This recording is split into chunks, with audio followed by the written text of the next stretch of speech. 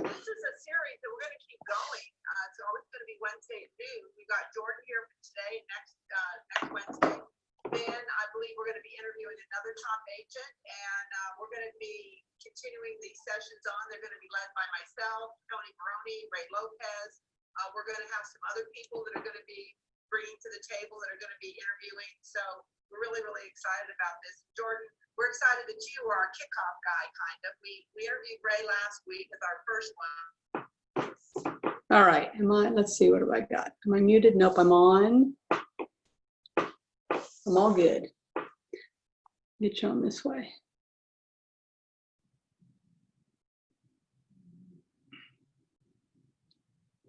Hi, Linda. I think you're muted.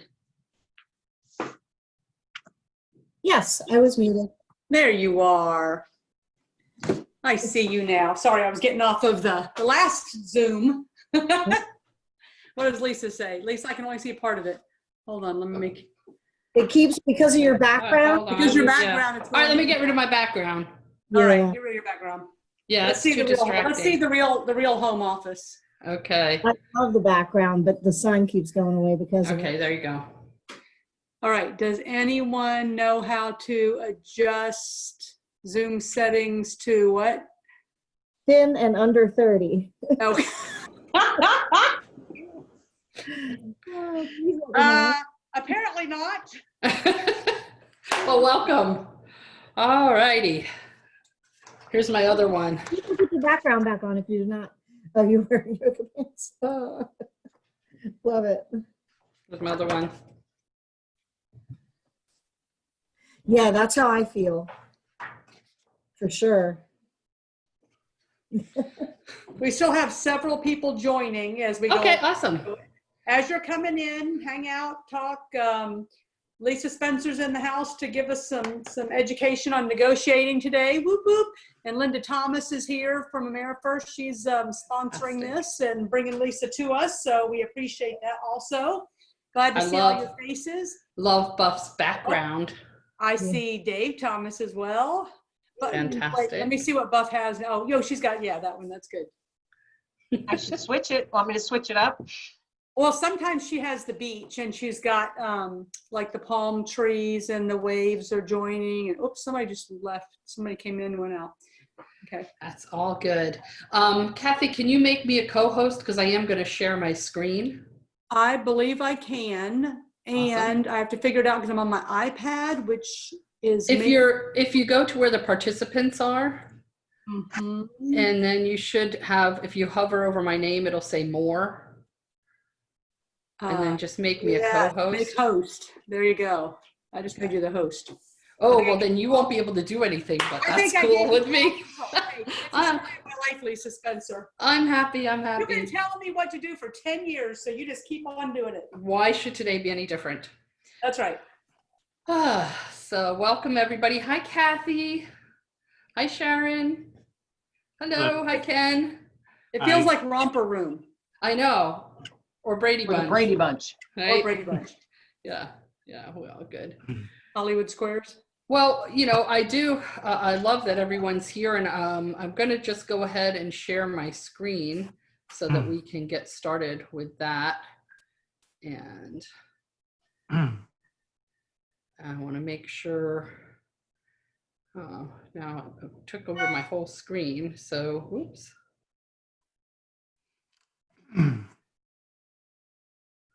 That didn't work too well, so I need to make sure that I'm sharing my screen, and I want to make sure that you guys can see that. Okay. Everybody good? Yeah, it just came up. Okay, perfect.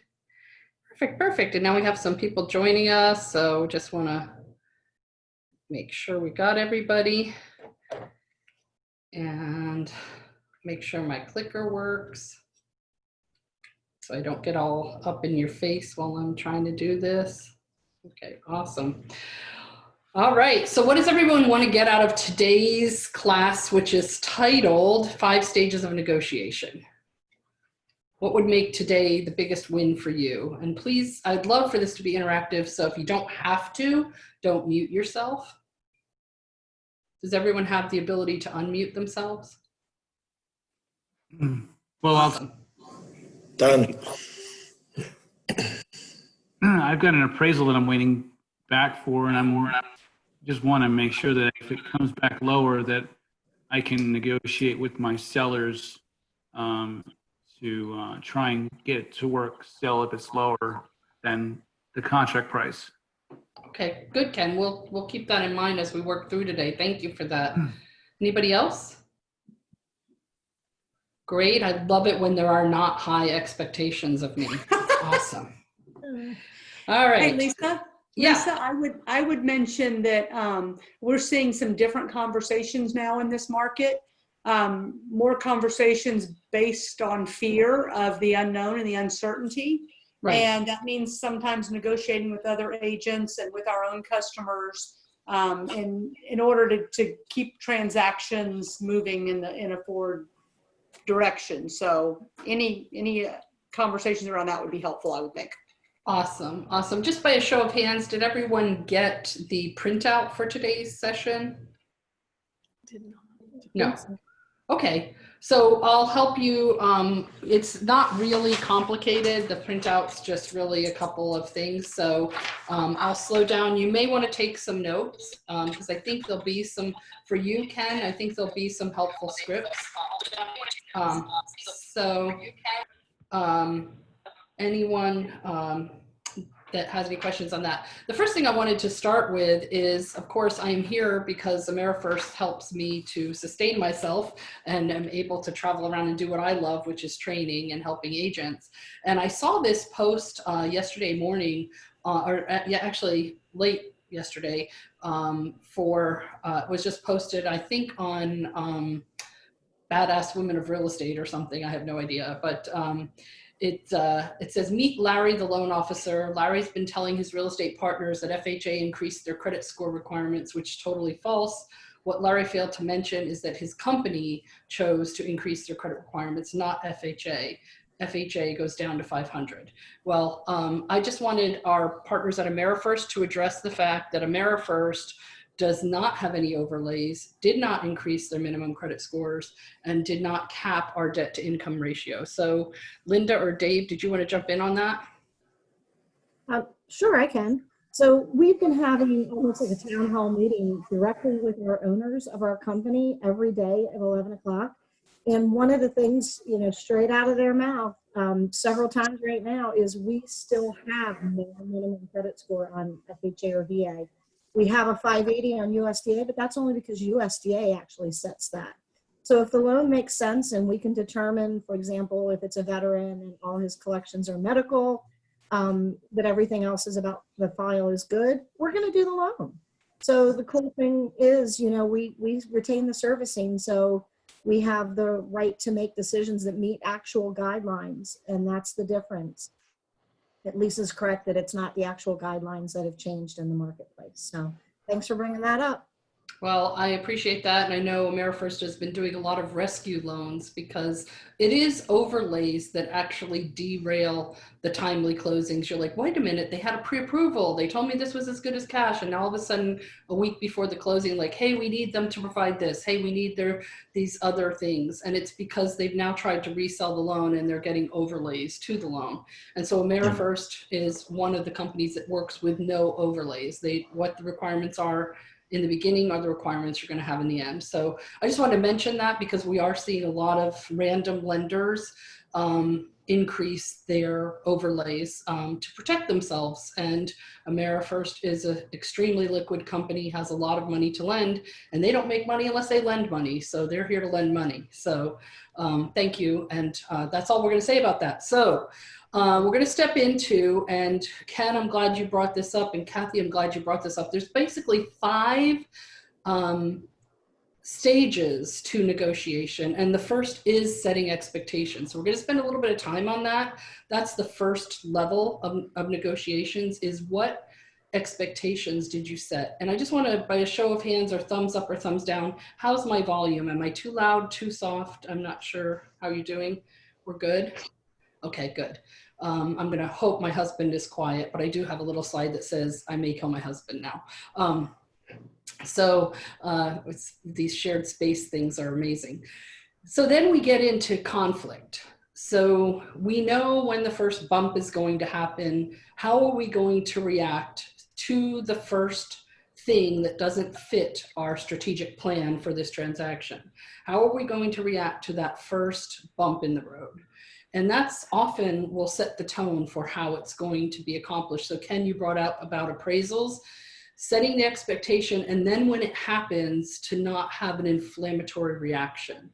Then we have negotiation, we have compromise, and we have agreement. And I have only fired 2 buyers in my entire life. I worked a long time in real estate, and I did actually tell my buyer that they should find an agent that would more fit their personality. And both of them were times when I found that person just did not have the ability to compromise. So there is a time, even with sellers, that we have to test the water to their ability to compromise. If they're not negotiating, I have someone in a waiting room now. I'm going to admit them. I don't know, you guys set this up so some people have to come in from a waiting room. So I apologize. That was a Zoom setting, and Yeah. I don't know how to change it now on the back end. But I've already, since I made you host instead of co-host, I can't let them in. So Yeah. if you want to switch me to co-host, Actually, you can. Sorry for the Zoom lesson, everyone, but Kathy, you can go in and resume your host privileges and be co-host as well. Because I'm getting more people here, and I think it's going to be distracting for everyone for me to keep it. Yep, and I don't know. I'm hovering over you and can't do it, so I need to hover over you and see if you can take back. There's no me on my iPad. Let me go to my meeting thing. Okay, go ahead. Keep talking. Okay, I'm sorry. awesome. We got it. And the last stage is agreement, and I'll just keep letting people in, and you guys will understand when you get this close view of my body. All right. So there we go. Those are our 5 stages. Anybody need me to take any more time here, or you all got those 5 stages written down? Leave a little space in between those because you're going to probably take some notes on each of these slides. Oops. Okay. Well, now my slideshow doesn't want to work. Did you take, okay, here we go. All right, so setting expectation. Is everyone working toward the same goal? So has anyone ever gone on a listing appointment and you are like, this couple does not need to sell their home, this couple needs a divorce? Have we ever gone on an appointment where there is just no continuity in what they're talking about? So first thing we have to do on a listing appointment is determine if they both want to sell the house. And you might think that seems simplistic, but again, when we're going into this time of possibly people selling for distress, we need to make sure that everybody's on the same page, because sometimes we are going to see people getting divorced after spending all this time together. Like, one thing they're going to come out of this coronavirus with is like, I can no longer live with that person. And this divorce, may be the reason for you having a listing appointment. So just make sure you got everybody on the same page. Now, again, because Ken did ask a specific question, I have a great script for appraisal that I don't think you can use now. And this is the biggest thing to write in your setting expectations, is you cannot go backward and set expectations. So if Ken did not have the conversation initially that we could experience a challenge during the appraisal period, it's really hard then to go back and talk about it. Now, we do have some solutions for you, so hold on to that point. But the best way to set the expectation when you're going on new listing appointments about the uncertainty, we're listing homes in a period of uncertainty. Uncertainty creates opportunity. So we need to be really, really specific about that. That's your first script. Uncertainty creates opportunity. We are going to be very optimistic on your price, and I am going to market the heck out of it. We're going to be really optimistic on your price, and I'm going to market the heck out of it. However, with this market of uncertainty, it could be that we may have an appraisal that doesn't match the sale price that a buyer has agreed to. Key point here is we may have an appraisal that does not agree with the sale price that you and the buyer have agreed to, because they think they're over the first hump by getting the buyer. Yay, our house is sold. Well, not necessarily. So we've got to set this expectation on the listing appointment. We may get to a place where an appraisal may not agree with the price that you and the buyer have agreed to. Here's the magic. What you'll know then is you have not left 1 penny of equity on the table. What you'll know then is that you have not left 1 penny of equity on the table. What you'll know then is you have not left 1 penny of equity on the table. And I'm repeating 3 times because I know some of you are writing, so it's not because I love repeating myself. Is that okay? Just show of hands, do you like me to repeat the scripting? Okay.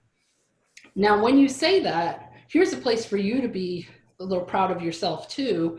And you say, and what I also know is I really did a good job for you and got the best price possible. So when we get a low appraisal, what we'll know is you have not left 1 penny of equity on the table. And what I'll know is I did a really good job and got the best price for you possible. Now, just a little conversation around that. How do you think that might help?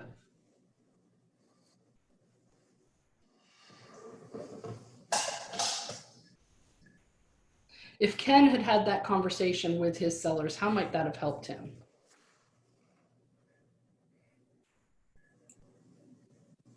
Well, just set the expectation up front so that the sellers know what could be coming, so they're not surprised by it.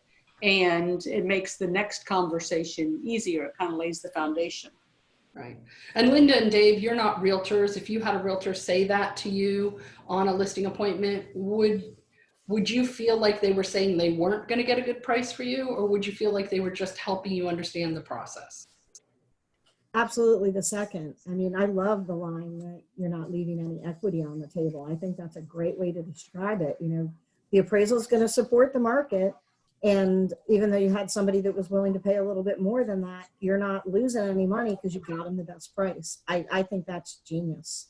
Yeah, thank you. And it's not really mine. I borrowed that from one of my agents. Kat White shared that with us years ago, and I love it, and I've used it ever since. So that's the power of having wonderful masterminds with our top agents. So then moving on, which my clicker doesn't seem to like to do.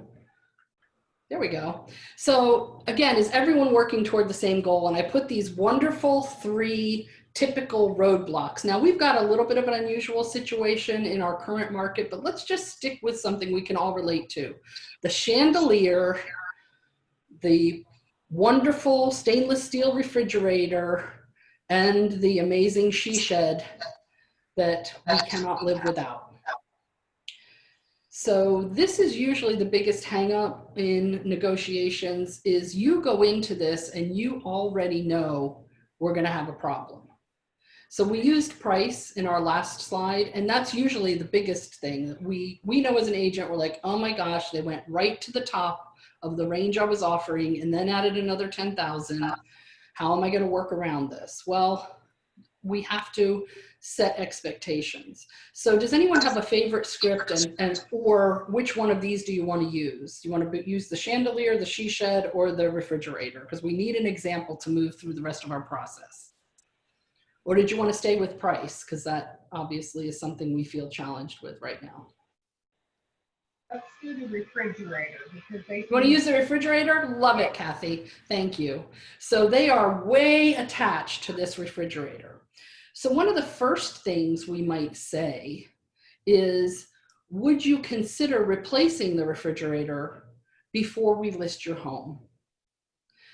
Because a lot of times exclusions become the forbidden fruit that a buyer must have. So your script there is, would you consider replacing the refrigerator before we sell your home? Because the forbidden fruit becomes the thing a buyer must have. Now we're going to work with the seller and they say, absolutely not. I'm not replacing another refrigerator. But can we all agree that within setting expectations, we could make a suggestion that they get ahead of the problem? So that's our first obligation, is get creative in that setting expectations. They're attached to this refrigerator. Would you consider replacing it before we list your home? Because something that excluded often becomes the forbidden fruit. Everybody good with that script? Okay, then we'll move on. And something, Yeah, go ahead. Sunstate Centers usually got a lot of stuff that needs to be replaced before selling. I mean, mentioning that like maybe they've got polybutylene plumbing that needs to be replaced because they can't sell the home with it, or a bad electrical panel or something like that. You know, would you consider replumbing the house once we have it under contract, or replumbing the house before we list it, or something to that effect? Absolutely. Absolutely. Again, this is going to apply across the board. I'm sorry, I'm trying to let someone in. I have 2 people waiting. See waiting room. Lisa, I've got them. You do? Okay. Yep. I was wondering why they disappeared all of a sudden. Okay, awesome.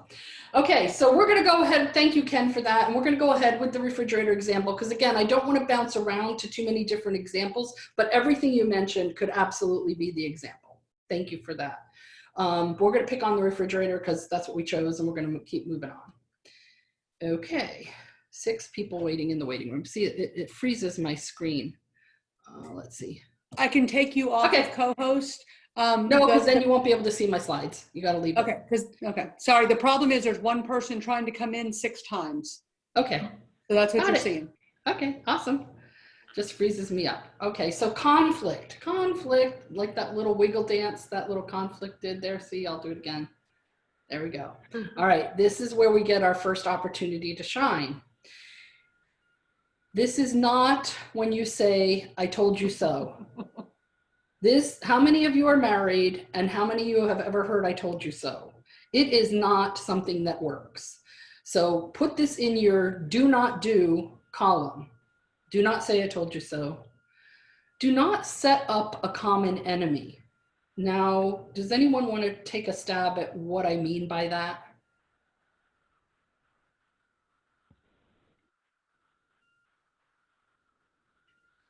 You don't want to put someone else in a position where everything else is blamed on you. And it's usually the other agent or the buyer or the seller. But you just want to be put in that position, because then everything comes back to that and it creates a problem. Okay, Kathy, I think you might be on multiple devices there. There's a bunch of feedback, but I can read lips, and I've also know that you're a seasoned realtor. She's saying, don't set up the seller or the buyer. So we're going to stick with our refrigerator example. Now the contract comes in, or the offer comes in, and the offer says the buyer wants the refrigerator. This is not the time to say, oh, doesn't this buyer know how to read? What's wrong with them, right? This is not a way to engage a buyer or to engage your customer. And I see this as a broker of 400 agents. I would see this time and time again, and this is exactly what I had to untangle when the transaction just went totally sideways. So it's the easy way. It's what we did in high school. Create a common enemy. Oh, this buyer's stupid. Oh, this agent, I've worked with them before. Can't they read the MLS? The MLS said no refrigerator. What's wrong with them? Let's just strike it out. Don't create a common enemy. You are the calm and knowledgeable guide. Only look at one solution. Don't only look at one solution. There's multiple solutions. Would you consider leaving the refrigerator? They've offered you a really great price. Can we go ahead and return this and say we'll replace the refrigerator, or let them choose their own refrigerator for $2,000, whatever that number would be. And don't refuse to compromise. We told them that there was no refrigerator included, and what's wrong with them? These are all the things not to do.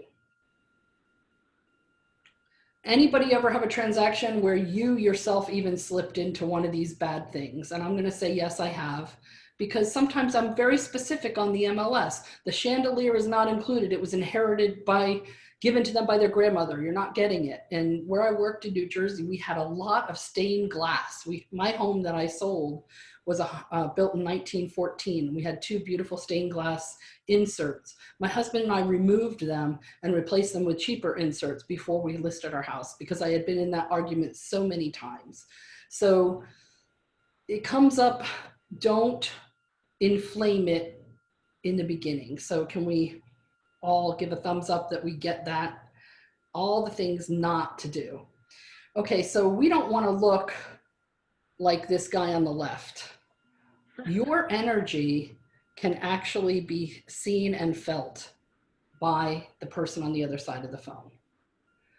So really focus on this wonderfully calm woman on the right, and don't be this man on the left. Keep your emotions out of it. Maybe you have had a bad transaction with this realtor in the past. Get over it. Today is a new day. This is a new transaction. We have to work toward this. Keep it contractual. Don't get your emotions involved. These are, we are in this moment where they're like, oh my God, and they get mad at you. They're like, didn't you tell them no refrigerator? So now we get defensive. Like, of course I did. They don't know how to read. Like, you cannot go there. Well, yes, I did.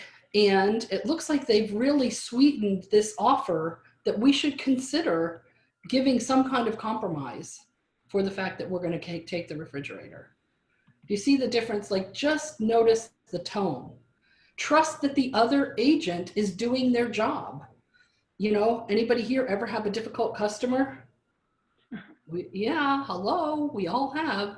So focus on the goal of a sold home and working toward solutions with every person involved. And we know that's really challenging because people working toward solutions don't always show up in every role. We need to make sure we show up as the person working toward solutions. Just trying to move again. All right, keep your emotions out of it. Guess what? That has shown up again. And here are the pros and cons, as you see and illustrated here. Review all aspects of the offer, not just the thing that is in conflict. Always make sure you're looking at everything there and look for the wins that satisfy the goals of the seller and remind them of their original motivation. So this is why we tell you on your listing appointment, those 10 questions that we do with people to find out, are they really motivated and how important is it for them to get to Ohio? They want to be with their grandkids. Now's the time to remind them, gosh, I'm sorry that you might have to give up your refrigerator to be with your grandkids, but in my opinion, easy trade. Right? Do you see how we're tapping back into that emotion of, yeah, that refrigerator cost you a little money, but this goal that you want is so much more important. Anyone else have any great negotiation scripts they'd like to share?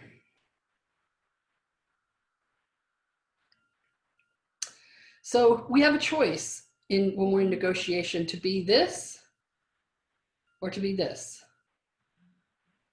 Who do you want to be? And who are you in the transaction? You may think that you're being helpful to your seller when you're being just as indignant and angry and frustrated as they are. They don't need you on that side.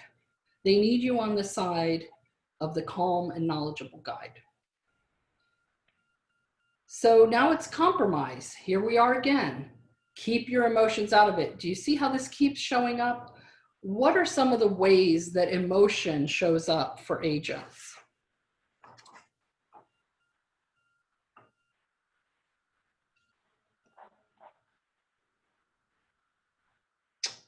Well, I'll tell you where. That awkward silence. Bingo. Right? The place where it usually shows up is that the agent needs this house to close. The agent needs the money from this transaction.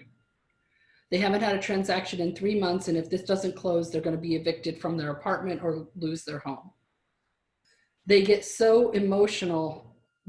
What would it look like if a lawyer who was representing a client in court got a really horrible settlement to present to his client, but said, hey, look, you need to take this settlement because I need to pay my mortgage this month. Right? And how well represented would that client feel? Well, we really do have duties to our customer, even though they're not clients, they're customers. We cannot allow our need for a paycheck to get in the way of what they really want. You're here to help them make good decisions that work for them. That doesn't mean that you can't reinforce what they really want, because they can get emotional. They can feel like they're not getting the win here. That's where you come in to remind them of the places where they are winning. Right. Everyone wants to feel that they were treated fairly at the very least. And our system isn't fair. This is what I had to tell my children. I am sorry you're a middle child. Life isn't fair, you know. This is fair, not fair, it doesn't matter. Life isn't fair. So now we're going to get an agreement. And here's where I do feel we sometimes forget the power of meeting in person. When things are getting really whipped up on the phone, or please never ever, I should have started with this, do not negotiate over text message or email. Pick up the phone. There is no intonation. Well, I shouldn't say there's plenty of intonation in email and text message. And I'll tell you what it is. It's the intonation of the person receiving it. It's the emotion of the person receiving it. And if they're mad at you, they hear you say, isn't it a nice day, as, isn't it a nice day? You know, their emotion is going into reading that. So don't forget that this is very important. When you're in a bumpy spot, see if you can arrange an in-person meeting. It's much, much harder to say no to someone who's in front of you reminding you of your goals. I know it takes more time, but it takes a heck of a lot more time to relist the property and sell it again. So stop making these errors for efficiency and losing your transaction. Again, keep your commission out of it. This is not your refrigerator. This is not where you need to contribute. If you do it now, you're going to be at the closing table doing something else.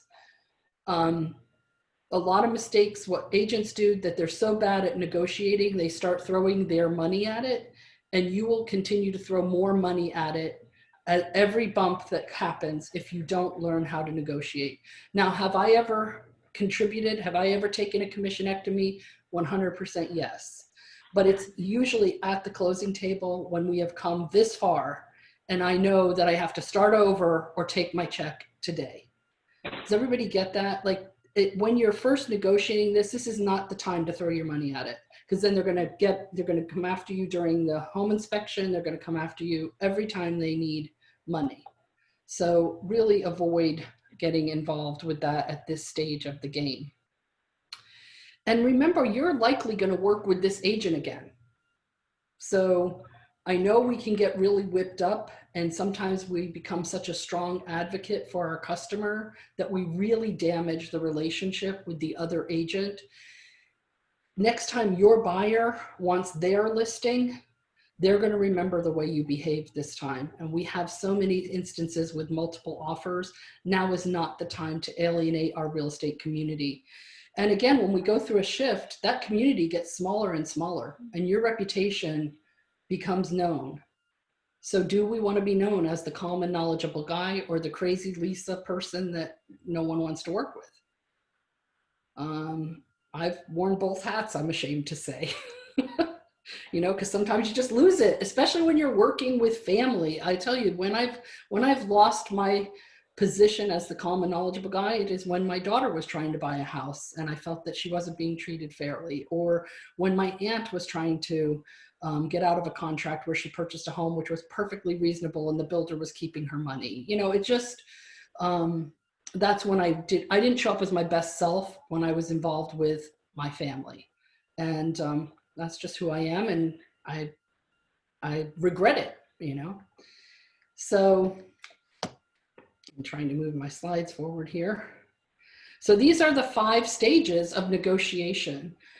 Just want to invite some comments, and this is my first time of doing this presentation via Zoom, so I'm sure it went a little faster than it normally would in person. We'd have a lot more engagement, but I do invite you, anyone who'd like to unmute and talk about any of these stages or get some extra scripts maybe that I can deliver. It's really hard without I see your faces, but it's like, I think they're paying attention. I don't know what's going on there.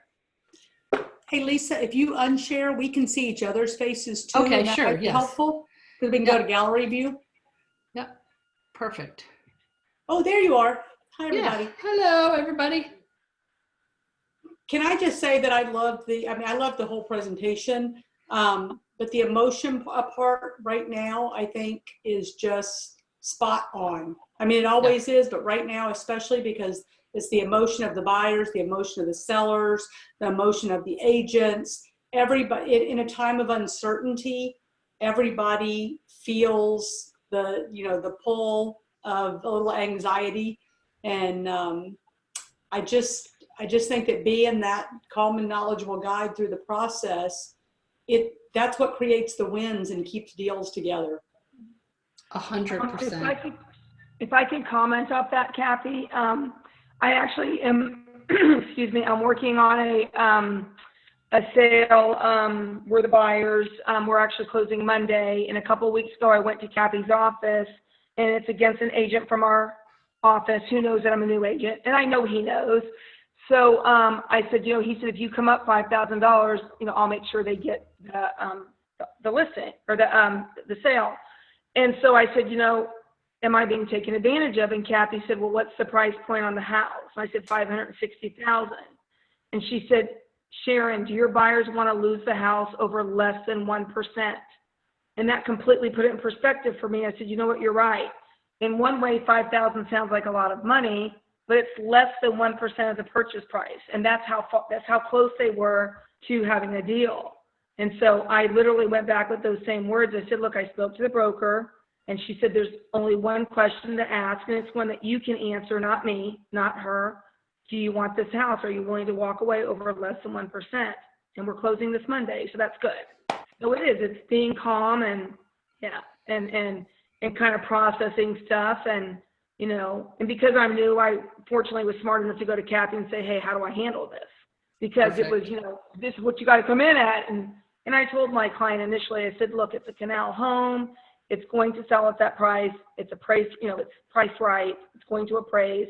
But, it's like, what am I getting constantly? So instead of being in the middle of that, I just went to Kathy and said, how do I do this? Which I don't know if I've been doing this for a while, if I would have thought back on how it was in the beginning, So A, thank you for your open door policy, Kathy. But B, always just that bringing it back to basics, Well, Sharon, you bring up a perfect point, because I think regardless of our time in the market, that is an absolute ego question. It is. And so I think that you got excellent advice from Kathy. And one of my favorite scripts when I would be faced with multiple offer situation, and again, it's really good if you can use this on your initial buyer consultation, because you're setting the expectation. You give them the handout that shows that we only have a 2.3 month inventory. And I'm sad to say, I think that is going to shrink in the current crisis. The availability for properties in affordable price ranges is going to shrink, not expand. And so I think we're still going to have a lot of competition for these properties, and setting the expectation in the beginning by saying to them, we're in a market that a lot of times solicits multiple offers. And this home I'm going to show you has only been on the market for 4 hours. Right. Now, what may happen is we may be told that they're going to wait for offers. When you make an offer, I want you to close your eyes and project 3 months into the future. Because right now, when you're in it, you're highly emotional, and they'll be highly emotional one way or the other. Either they'll be like, nope, I'm not participating in multiple offers, and they'll walk away from a home they love. Or they'll say, I just have to get this house. I have to get it. Offer them $100,000 over asking, right? They'll go crazy. So we don't want either one of those situations, because either one of those situations is really not what's right for our customer. So we say we're in a situation where we have multiple offers many times in a home that's been on the market for hours like this one. What I'd like you to do is project 3 months into the future, and let's assume you did not get this house. So within this script, I'm actually giving the classic takeaway close as well. So I'm saying, let's assume you did not get this house. We're 3 months into the future, and you're looking at your computer. And you look at your computer and you see that the home sold for X. And in this case, Sharon, you say, you see that this home sold for $565. How would you feel about that? Now, here's one of two ways you'll likely feel is $565, I would have paid that for this house. Well, that tells me that's an offer that you should consider. Right. Let's say you see $585 and your reaction is, I would never pay that for that house. Well, then we know that's too high. Right. So if we can set the expectation in the beginning that they may run into this, and then when they do run into it, you would say, remember when we talked about going 3 months into the future? Don't bid against yourself. Right. Decide what this house is worth to you, put that on paper, and sleep well at night. And I'm confident if we don't get this house, I will find you another one. Another one, yeah. Awesome. Right? Because we don't ever want a buyer to feel like they were pressured into making the offer. They'll wiggle out of it later. Right. I love the script that you had, less than 1%. That is perfect. But again, imagine how much better it would have been if you had had the conversation on the initial buyer consultation. Sure. You wouldn't have even had to convince them. They would have already had this image of, am I going to lose this house for $1,000, $5,000, whatever. It's not going to happen. Very good. And thank goodness you're with Keller Williams and you had an agent that was trying to help you win. Right. So awesome. That's I love that, Sharon. Thank you for sharing. Hope that helped everybody. We dove in a little deep on that, but I hope that helped everybody. Anybody else have a negotiation or anything they want to share with us? I have a question. Yep. Wondering if you can talk a little bit about negotiations near the end of the contract phase. Like if there's, you talked, I mean, Ken spoke a little bit about what happens if an appraisal comes in low. What if there's required repairs, or what if the closing date needs to move, whether it's lender related or because the house they're selling has to move. Can we talk a little bit about how you negotiate those contract extensions or required repairs? Awesome. Thank you for that, Linda. And here's the thing. I'm going to always go back to the beginning because I really honestly believe there are 5 stages to negotiation and they all begin with setting expectations. So the minute you receive a FAR bar as is contract, well, first of all, it depends on what contract we receive, right? So let's assume we've received a FAR bar as is contract. This is a very buyer favorable contract. Even though it says FAR bar as is, you would think it favored the seller. It doesn't. It really favors buyers. What a buyer needs to know is the minute they make a request on a repair, though, in this market where there could be multiple offers, and we just had this happen in Seminole, they had this house. You just don't see properties there for under 300,000. It was beautiful. It was a block from the beach, but it was the tiniest little dollhouse you ever wanted to see. They listed it for $275. They immediately had an offer of $290, but they had said they were going to wait through the weekend to take offers. Well, they were pressured. They took this offer of $290. Right after they took the offer of $290, they got an offer of $315 cash. $290 was a financed offer. Well, the seller felt compelled to keep her word. She had signed, the contract for $290. Well, of course, those people and they were just not nice people. They intended when they did the home inspection to ask for a bunch of repairs to get it back down to $275. They sent over their requests. They sent over, our agent sent over a cancellation of contract, and they took the next contract at $315, and that closed yesterday. And boy, oh boy, was that first agent angry. But again, they didn't understand the contract. And our agent worked in the best interest of her seller and got her seller $30,000 more for her house. So, so setting the expectation, Linda, is the key thing. So when we have that, we want our buyers to understand anytime in a FAR bar as is that you're asking for repairs, you are opening the contract up for cancellation. Mhm. Are you okay with that? And sometimes they are. It could be like we discovered that it's held together with termite spit. I mean, no, we're not going to buy this house without significant termite treatment and repair. So it's to understand the contract, first of all, what we can and can't ask for. That's why I do favor the CRISP, because the CRISP outlines specifically if the damages aren't more than 1.5%, the contract still stands and it would have to be canceled.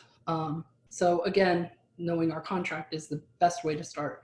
But all of the things that we talked about with the refrigerator, and thank you, Kathy, for the typical problem that we have, is that you follow the process. So sometimes I even take people out to look at houses. So they get so caught up in, they did the home inspection. Here's one of my favorite scripts on that. So any of the houses that we looked at, it was like dating. After we do this home inspection, it's going to be like you're married for a year. And so all those houses that we were looking at that you think would have been perfect, no, we were just dating them. And when we did the home inspection, we would have found out a lot of warts with them as well. So before we throw the baby out with the bathwater, do you want to go out and take a look at some other properties? Remember, you chose this one because it was absolutely the best we saw. And sometimes you have to take them back out and show them, because they get so whipped up, and the first time that their mom saw the house was when they did the home inspection, and now mom is ditching the house, you know, and saying, oh, well, when we bought our first house, it was perfect, and you're a loser because you bought this house that has a missing GFI, you know. So again, it's get out of the emotion of it. And people get really emotional and they start having buyer's remorse, and there's so many different things that are going on here, not just that little repair. So don't think it's over that repair. And to help Ken out with his issue, you can still use the script about not leaving money on the table and knowing that they preserve their equity. It's just, you see how much better it is if we set it up on the first appointment. Because now when we have the conversation, it looks like we're just trying to squeeze them into this decision.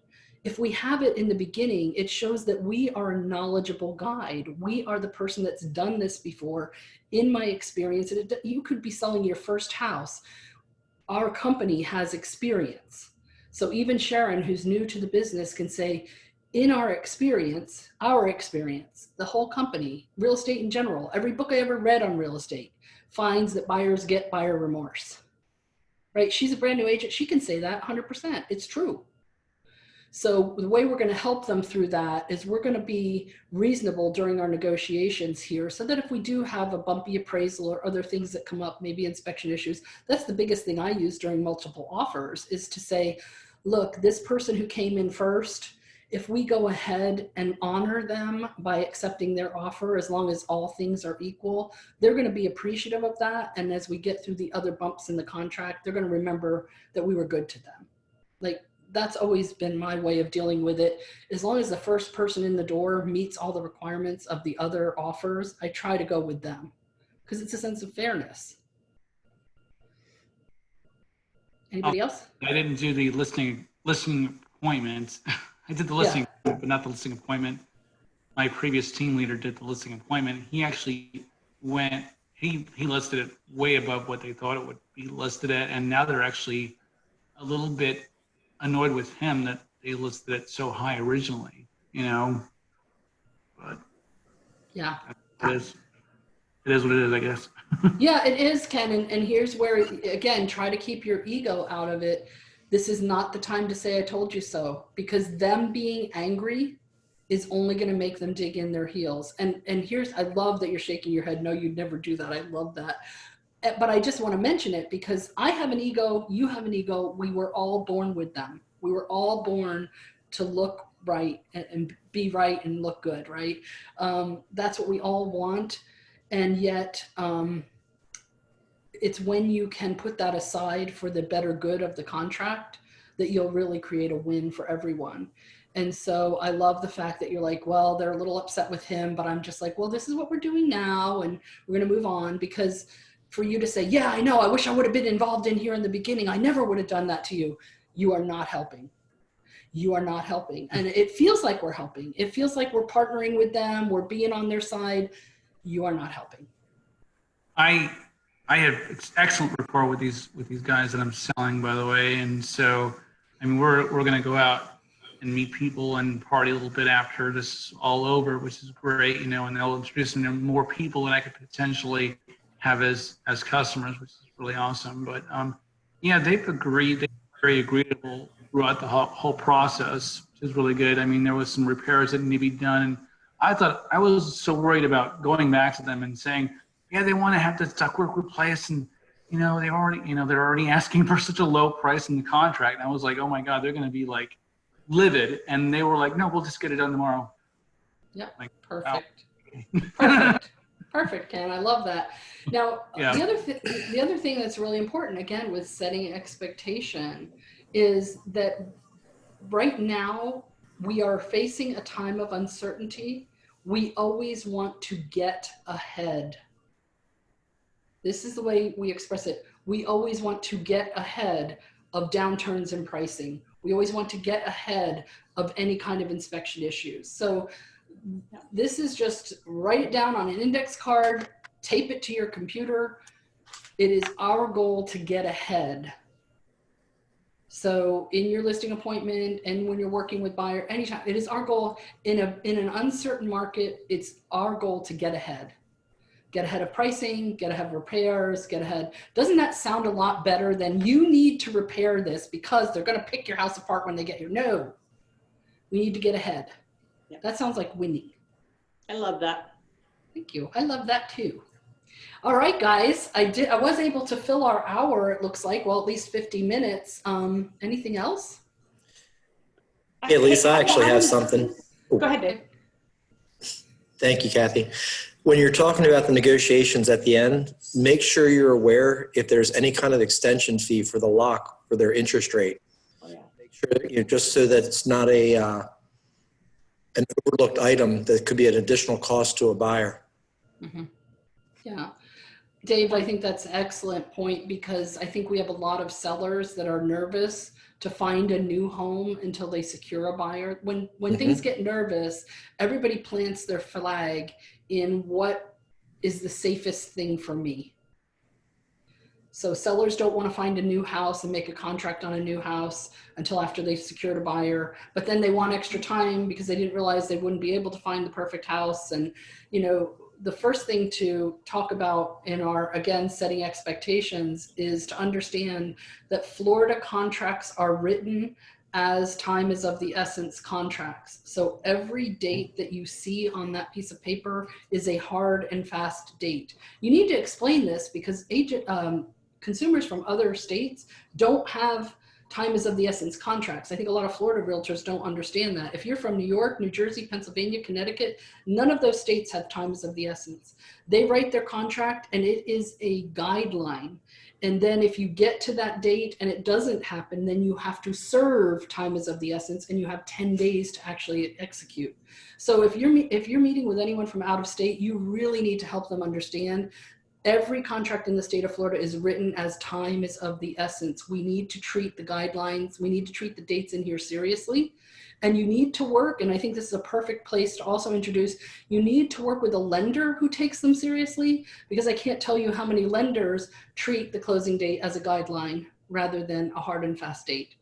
And I know that AmeriFirst, we do take our closing date seriously. And as a matter of fact, the money's usually there 48 hours in advance for the closing, not we're waiting for the wire. Anyone who has an experience with us like that. So it is still our policy to have the money ahead of the closing. Very good. Thank you. Thank you for that. And oh, there was something else that came up while I was saying that. Kathy was going to say something, I believe. Yes. Yeah, Kathy. Oh, yeah, you'd like me to remember that now. I'll jump in while you're thinking. There you This go, Linda. really doesn't have anything to do with the art of negotiation, but just with what's going on in the world right now. We always used to joke about, hey guys, as agents, tell us what you see. If you see a borrower pulling up in a new car and you know they're already under contract, let us know because we need to know about this stuff. Well, now we need to know if you hear that they are not working. If they're still getting paid, that's fine. Right. We are having daily conversations with all of our borrowers, me with all of our loan officers, reminding them that right now in the situation we're in, it is a daily battle to get a verification of employment right before closing, because normally you just pick up the phone, hey, is Sally still working? Well, not everybody's even answering their phones because they're working remotely, and it's just really becoming a challenge. So we need to prove that they are still working. And, you know, or they're at least getting paid. Like if they're a teacher or something where they aren't working, but they are getting paid. Oh, teachers are working, believe me. I know they're working, but you know, when you can't call to school, there's challenges right now. So just if the agents would do their part to hear, you know, always listen when you're out, you know, doing an inspection or talking to them. We're asking them too, but sometimes they feel a little scared to talk to us about, you know, what's going on. And we try to open that door in the beginning and set expectations that, look, the best thing is communication and honesty. So tell us so we have time to deal with it. But I'm just asking, you know, for your help. Always keep your ears open. You gotta stay in front of it.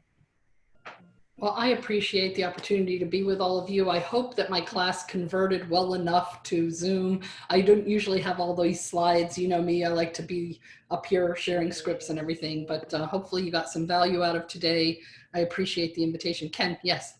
I have a question since I've got a lender on the phone with, and this is kind of a personal question, but so I know I'm holding on my money, so I haven't paid my mortgage yet. And I applied for forbearance, and I know they're doing the 3-month forbearances because of the whole CARE, the CARE Act or whatever, right? So at the end of the forbearance, and I decide that maybe we should split that lump sum into payments or do a loan modification, because I know they're going to give me one of those two options. Are they going to come back and verify my income or anything like that? Because being a realtor, obviously, it's a little more difficult. Verify income and all that stuff. Dave, do you want to take this or can I? Okay. So typically forbearance, for anybody who may not understand, says that you can skip your mortgage payment for 3 months. So I'm going to start with that. That means even though you may not show a late payment on your credit report, you're going to show a lack of reporting a mortgage payment. So if 9 months from now, everything's good, you can't refinance or buy another home because you don't have a 12-month payment history. So know that is number one. Then if you get to skip the payment for 3 months, on the 4th month, all 4 payments are due at that time. And if not, they allow you to apply for the modification at that point because you have skipped the 3 payments. And at that point, if you do the modification, and I'm not positive of this, servicers might be different, but at that point, I think they will show the 3 payments as late in order to enter if you don't bring it current on the 4th month. And at that point, though, I don't believe, I'm not sure if they will try to qualify you with income, because I think actually, and I do have somebody I can ask in my customer care department and get back to you, Ken, but I almost think it's good if you aren't able to show income, you'll qualify more easily for the modification, if that makes sense. And then they will spread those payments out, but it will hurt your credit. So I just need you to make. I want to be able to eat, you know, and then I'd also want to lose my home. So, you know what I mean? So trying to balance the two. I mean, credit is credit right now. I mean, everybody's credit is going to get ruined at this point, you know, but probably the biggest thing is communication so that you know what you're getting into. And you'll be assigned a modification specialist, and don't just be like, okay, thanks, I'll wait for the package. Have real conversations with them. They're the ones that are going to be able to answer your questions the best. And Dave and I will be a resource for you as to the general guidelines to the best of our knowledge. But that person with your servicer is going to be your contact, and they're probably going to be hard to get a hold of, but do your best to try and schedule calls with them, not just emails, and ask them all the questions so that you feel comfortable about the decisions that you're making along the way. Yeah, I have 4 cats, so I have nowhere else to go. I need to keep this house. Nobody's taking 4 cats. Well, and I would be cautious because we don't know yet what that's going to look like, because, you know, they've come out and said, hey, there's all this stimulus, right? Here's the CARE Act, you get this, you get that. And nobody's actually seen the benefit from it yet. Exactly. Yeah. We haven't realized the benefit. Yeah. And I just would hope that we don't run into the same issues that we did during the Great Recession, where people got loan modifications or got forbearance, and then they called everything due at the same time, all the late payments, which is what we're talking about here, and you don't have the cash to do it, so you're hoping they're going to modify. There's no guarantee they're going to. And then they foreclose. I mean, it's... Well, I'm holding on to my money just in case. You know, Just- I'm yeah, putting aside good. that money just in case, unless it comes to the point where I need the money to buy food. Yeah. You know what I mean? I I don't think know that most people are I don't want to say wise enough. I don't know if most people are even thinking that far ahead to realize they need to do that. And that may be, you got to be careful because you don't want to give advice, but that could be a good conversation with your customers and sphere of influence when you're talking to them, is that, you know, advise them to seek more guidance around that rather than just jumping on everything that appears to be being gifted to them. Yeah, I'm Not always a gift. just in case they want it all at once and they don't want to offer me a modification or whatever. I mean, they said they'll work with me in the end, you know, because I talked to them about it, and they said, yeah, I said, I just want to make sure you're not going to foreclose on me at the end of this thing if I don't have all that money at once. And they're like, no, we'll see what happens at the end, and then we'll figure it out, you know. And she was really nice. So Yeah. Use the 5 stages of negotiation, Ken. yeah. Well, and, you know, and here's the thing: none of us can really speak to you. None of us can really speak to you in your personal situation. You know, I love that Linda and Dave are going to offer to be a resource, but the reality is, you know, every bank is different, and every loan within each bank and every counselor can accomplish different things. So yeah, we definitely don't want to. I appreciate the question, and I love that the open forum, and I love that you're thinking about asking, but I think we should definitely let you go through that personally. It sounds like you've put your pace in place. You've got your primary plan, your alternate strategy, your contingency plan, and an emergency strategy all in place. So well done. And I think you're thinking ahead. So good on that. And we appreciate you being here today. So I know this is your meeting, so if you guys want to hang out, I got to get to another call, but thank you so much. Appreciate all of you. Thank you, guys. Hey, thank you, Lisa. Bye-bye. Thank you. Linda and Dave, for sponsoring this, and thank you all for showing up. Thanks. Thank you. Thanks. Bye. Bye, guys. Take care. Yeah.